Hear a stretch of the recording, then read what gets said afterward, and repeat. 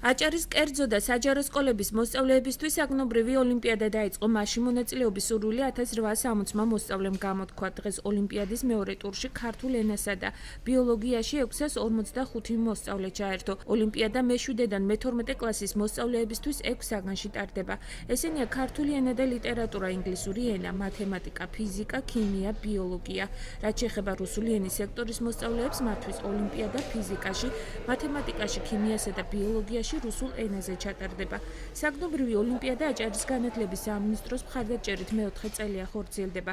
გამარჯვებული მოსწავლეები სიგელებითა და ფასიანი საჩუქრებით დაჯილდოვდებიან. პირველი ტური გადალახა 1860 მოსწავლემ.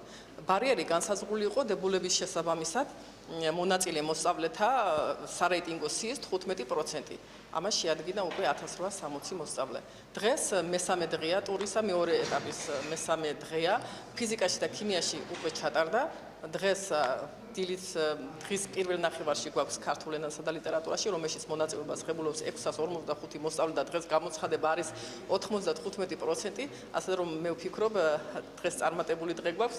დღის მეორე ნახევარში გვექნება ბიოლოგიაში, ხვალ მათემატიკასა და ინგლისურ ენაში. მე-7 კლასის მოსწავლე ვარ, თალბოლოძდამერეთე სკოლიდან თალბოლოძდამერეთე და ამ სახელმწიფო ოლიმპიადაზე პირველად ვარ, მაგრამ ძალიან მომწონდა და ქართულ ენასა და ლიტერატურაში მქონდა დღეს ოლიმპიადა. რამდენად რთული იყო, რამდენად არც ისე რთული იყო, იმიტომ რომ პირველ ტურში თითქმის იგივე მსგავსი შეკითხვები იყო.